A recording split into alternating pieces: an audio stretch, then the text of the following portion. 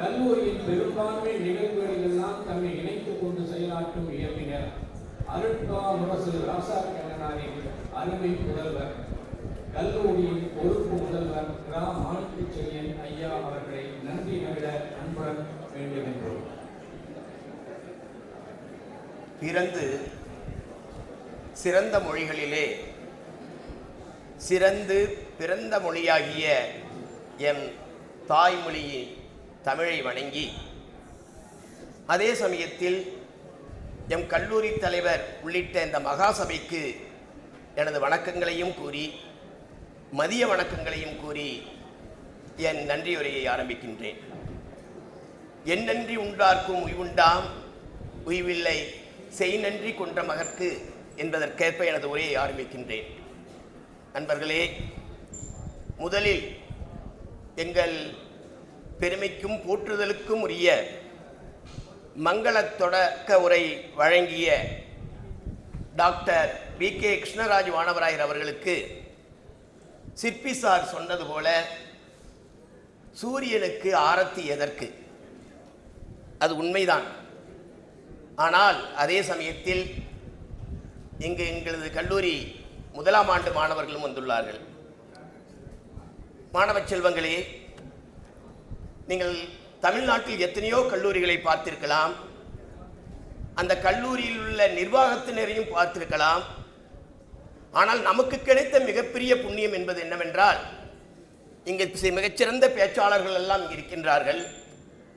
உங்களுக்கே தெரியும், மிகச்சிறந்த பேச்சாளர்கள் தமிழில் அழகாக பேசுவார்கள், ஆனால் ஆங்கிலத்தில் அழகாக பேச முடியாது.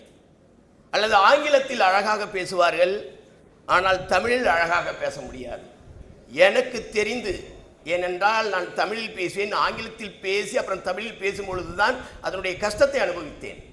தமிழிலும் ஆங்கிலத்திலும், அதே சமயத்தில் ஆங்கிலத்தில் பேசிவிட்டு தமிழில் எந்த ஆங்கில ஒரு வார்த்தை கூட கலக்காமல் பேசக்கூடிய எனக்கு தெரிந்த கல்லூரி நிர்வாகத்தில் பொறுத்தளவில் இந்த தமிழ்நாட்டிலேயே ஒரே ஒருவர் இருக்கிறார் என்றால் நமது கல்லூரி தலைவர் உயர்திரு டாக்டர் வி.கே. கிருஷ்ணராஜ் வானவராயர் அவர்கள் தான். இது நான் அவர்கள் இருப்பதற்காக, நான் பெருமைக்காக நான் சொல்லவில்லை, இது உண்மை. அவர்களுக்கே தெரியும், பேச்சாளர்களை கேட்டு பாருங்கள், அது உண்மை. ஆனால் அதே சமயத்தில் அவர்களை பற்றி நான் பேசுவதற்கு முன் உங்களுக்கே தெரியும், கல்லூரி செயலராக இருந்த பொழுது நமது கல்லூரியில் எத்திக்ஸ் அண்ட் கல்ச்சர் என்ற பாடத்திட்டத்தை நிறுவினார்கள். இப்போது யுஜிசி அதை எடுத்துக்கொண்டு ஐகேஎஸ் இந்தியன் நாலேஜ் சிஸ்டம் என்ற ஒரு சிஸ்டத்தை உருவாக்கி எல்லா கல்லூரிகளிலும் இதுக்கு கற்பிக்கப்பட வேண்டும் என்று சொல்லியிருக்கிறது. அவர்கள் கல்லூரி தலைவர்கள் ஆனதற்கு அப்புறம் இந்த கல்லூரி எப்படி வளர்ந்தது என்பதை நமது முன்னாள் மாணவர்கள் எல்லாம் இங்கு வந்துள்ளார்கள், அவர்கள் முன்னே சொல்ல விரும்புகின்றேன். இதற்கு முன் அரசாங்கத்தை பொறுத்தளவில் இரண்டு தரங்கள் உண்டு. ஒன்று நேக் என்கின்ற அக்ரெடிடேஷன், என்ஐஆர் ஃப்ராங்கிங். இந்த நேக் அக்ரெடிடேஷன் 3வது சைக்கிளில் தெரிந்தோ தெரியாமலோ நாங்கள் பி கிரேடு வாங்கிவிட்டோம். பி கிரேட் வாங்கியதும் எங்கள் கல்லூரி தலைவர்கள் என்னை கூப்பிட்டு ஆணையிட்டார்கள், நீ இதை ஏ கிரேடாக வாங்குவது. அப்போதுதான் நான் நினைத்தேன், மற்றவர்களிடம் நம்மை, ஏன்னா அப்போ இது வாங்குகிற சமயத்தில் மற்றவர்கள் ஏளனமாக பேசுவதற்கான வாய்ப்புகள் இருந்தது. பாரதியார் சொல்வது போல, நான் வீழ்வேன் என்று நினைத்தாயோ என்று அவர்களின் வழிகாட்டுதலின் பேரில் நாங்கள் பேராசிரியர்கள் எல்லாம் சிரமேற்கொண்டு எங்கள் மாணவ செல்வங்களின் துணையோடு பி கிரேட் அல்ல, பி பிளஸ் அல்ல, பி டபுள் பிளஸ் அல்ல, ஏ அல்ல, ஏ பிளஸ் அல்ல, ஏ டபுள் பிளஸ் என்ற உயர்ந்த கிரேடை அவர்களின் வழிகாட்டுதலின் பேரில் நாங்கள் வாங்கினோம். அதே சமயத்தில் என்ஐஆர்எஃப் ரேங்கிங் என்பது இந்தியாவிலேயே சிறந்த கல்லூரிகளை நமது அரசாங்கம் தரம் பிரிப்பது. அந்த என்ஐஆர்எஃப் ரேங்கில் 2018 இருந்து கிட்டத்தட்ட இந்தியாவில் 45,000 கல்லூரிகள் இருக்கின்ற இந்த இந்தியாவில் நாங்கள் 2008 வருடங்கள் கண்டினியூஸாக தொடர்ச்சியாக 150 சிறந்த கல்லூரிகள் ஒன்றாக நாங்கள் விளங்கிக் கொண்டிருக்கின்றோம். அதிலும் குறிப்பாக 2 முறை 100 டாப் 100 கல்லூரிகளுக்குள் 72வது நிலையையும் 95வது நிலையும் நாம் பெற்றுள்ளோம். இன்னொன்று இந்த வருடம் நடந்தது. அவுட்லுக் மேகசைன் என்ற ஒரு சிறந்த ஒரு ஆங்கில பத்திரிகை உண்டு. அந்த கல்லூரி எங்கள் கல்லூரியில் பயிற்றுவிக்கப்படும் commerce group, commerce B Com course இந்தியாவிலேயே 18வது சிறந்த காமர்ஸ் கல்லூரியாக நமது கல்லூரியை தேர்ந்தெடுத்துள்ளது. அதிலும் குறிப்பாக தமிழ்நாட்டில் 4வது பெஸ்ட் காமர்ஸ் கல்லூரியாக தேர்ந்தெடுக்கப்பட்டுள்ளது. இன்னொன்றும் சொல்லிக்கொள்ள விரும்புகிறேன். இந்தியா டுடே என்ற மேகசைன் 4-5 ஆண்டுகளுக்கு முன்பு number 1 college in the country for value for money category அதில் எடுத்தது. அது என்ன அப்படின்னு சொன்னீங்கன்னா, குறைந்த முதலீடு நிறைந்த லாபம்.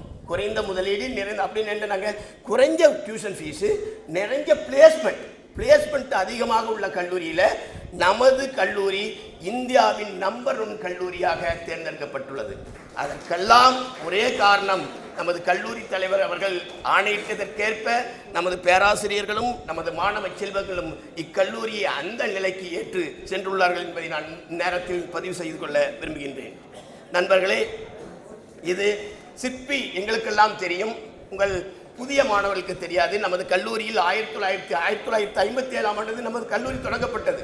1958 1989 வரை இவர்கள் நமது கல்லூரியில் விரிவுரையாளராகவும் பேராசிரியராகவும் பணியாற்றியவர்கள். அவர்கள் ஏன் அவருக்கு இப்படிப்பட்ட ஒரு மிகப்பெரிய சிறப்பு என்று நீங்கள் இருக்கலாம். ஒன்றே ஒன்று நான் சொல்லி, எத்தனையோ விஷயங்கள் இருக்கலாம், ஒன்றே ஒன்று சொல்லிக்கொள்ள விரும்புகின்றேன். அவர்கள் எழுதிய நூல்களை மட்டும் நான் பட்டியலிடுகின்றேன். கவிதை நூல்கள் 20. அதில் என்னன்னாக்க, நிலவுப்பூ முதல் கவிதை வானம். நிலவுப்பூங்கிறது என்ன தெரியுங்களா? பொதுவாக புது கவிதையை தான் இப்பொழுதுள்ள மாணவர்கள் படிப்பார்கள். அவர் என்னன்னா, மரபு கவிதையை எழுதி போன வாரம் 4ஆம் பதிப்பு வெளியிடப்பட்டது. அப்போ அதில் பாருங்க அதனுடைய சிறப்பு என்னவென்று. கவிதை நாடகம் 1, அதற்கப்புறம் சிறுவர் நூல்கள் 2, சிற்பி ஆத்திசூடி வண்ணப்பூக்கள், உரைநடை நூல்கள் 13, வாழ்க்கை வரலாற்று நூல்கள் 8. அதில் என்னன்னாங்க, ராமானுஜர், பெரியசாமி தூரன், சி சுப்பிரமணியம், ஆர் சண்முக சுந்தரம், நரசிம்ம நாயுடு, பாரதியார், நம்மாழ்வார், தொண்டில் கனிந்த தூரன். இது எத்தனை வருஷத்தில் எழுதியிருக்காரு தெரியுங்களா? 9 ஆண்டுகள் எழுதியிருக்காரு.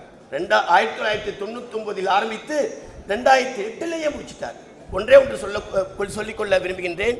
நமது நாட்டின் தேசத்தந்தை காந்தி அவர்கள் தன்னுடைய சுயசரிதையான சத்திய சோதனையை அவர் 4 ஆண்டுகள் எடுத்துக்கொண்டார் அதை எழுதுவதற்கு. 4 ஆண்டுகள். அவருடைய ஆட்டோபயோகிராஃபி. அது என்னென்ன, சிறையில் உட்கார்ந்துட்டு அமைதியாக இருந்தபொழுது எழுதினாராம். அப்போ ஒரு புஸ்தகம் எழுதுறதுக்கு அவர் 4 ஆண்டுகள் எடுத்துட்டாரு. இவர் பாருங்க, 8 புஸ்தகங்களுக்கு வெறும் 9 ஆண்டுகள் எடுத்து விட்டார். அது என்ன, பயோகிராஃபி. படிச்சு தான் எழுதணும், நம்ம படிச்சு தான் எழுதணும். அப்படி இருக்கிற பட்சத்தில் அவர் எவ்வளோ பெரிய நூலாசிரியர் என்று நினைத்துக் கொள்ளுங்கள். மொழிபெயர்ப்பு நூல்கள் 11, அதில் கவிதை 8, புதினங்கள் 3, இலக்கிய வரலாறு 1, அப்புறம் புதினங்கள் 3, உரை நூல்கள் 3, தொகுப்பு நூல்கள் 3, பதிப்பித்த நூல்கள் 11, கிட்டத்தட்ட 100 நூல்களுக்கு மேல் வெளியிட்டு, அதே சமயத்தில் இந்தியாவில் உள்ள சிறந்த விருதுகளான சாகித்ய அகாடமி, கலைமாமணி, பத்மஸ்ரீ போன்ற விருதுகளை பெற்று நமது கல்லூரிக்கு பெருமை சேர்த்த ஒரு மிகப்பெரிய பேராசிரியர். அந்த பேராசிரியருக்கு நாம் 90ஆம் ஆண்டு பிறந்த தினத்தை முன்னிட்டு நாம் இந்த விழாவை எடுத்துக் கொண்டிருக்கோம். அதற்காக உங்களுடைய கைதட்டலின் முன் அவருக்கு சிறப்பு செய்ய வேண்டும் நான் கேட்டுக்கொள்கிறேன். மேலும் இந்த விழாவிற்கு தலைமையேற்று அருளாசி வழங்கிய திரு சாது சண்முக அடிகள் அவர்களுக்கும், திருமந்திரத்தை கரும்பு போல கருத்து கொடுத்த ஆறுமுக தமிழன் அவர்களுக்கும், ஆழ்வார்களை பற்றி பேசிய முனைவர் தே ஞானசுந்தரம் அவர்களுக்கும், திருவாசகத்தை பற்றி பேசிய முனைவர் சோசுமி சுந்தரம் அவர்களுக்கும், இந்த சிற்பி அவர்களின் சார்பிலும் எங்கள் கல்லூரி நிர்வாகத்தின் சார்பிலும் எங்களது நன்றிகளை தெரிவித்துக் கொள்கிறேன். மேலும் இந்த கல்லூரிக்கு வந்து எங்களை எல்லாம் சிறப்பித்த எங்கள் பழைய மாணவர்களான துணைவேந்தர்கள் திரு பொன்னுசாமி அவர்கள், முனைவர் பொன்னுசாமி அவர்களுக்கும், முனைவர் சி சுப்பிரமணியம் அவர்களுக்கும், இன்னும் எங்கள் கல்லூரியின் முன்னாள் கல்லூரி செயலர் திரு கல்யாண சுந்தரம் அவர்களுக்கும், திவ்யோதயா ரோட்டரி கவர்னர் திரு குரியச்சன் அவர்களுக்கும், பதிப்பு செம்மல் வேலாயுதம் அவர்களுக்கும், அமுதனார் அவர்களுக்கும், மற்றும் இங்கு வந்துள்ள ஆன்றோர்களுக்கும், பெரியோர்களுக்கும், மாணவ செல்வங்களுக்கும் எனது நன்றிகளை தெரிவித்துக் கொள்கிறேன். மேலும் இந்த விழாவினை தொகுத்து வழங்கிய பேராசிரியர் வடிவேல் அவர்களுக்கும், அமைதி காத்த அனைத்து மாணவ செல்வங்களுக்கும் எனது மனமார்ந்த நன்றிகளை சிற்பி அவர்களின் சார்பில் உங்களுக்கு வழங்குவதில் பெருமை அடைகின்றேன். நன்றி, வணக்கம்.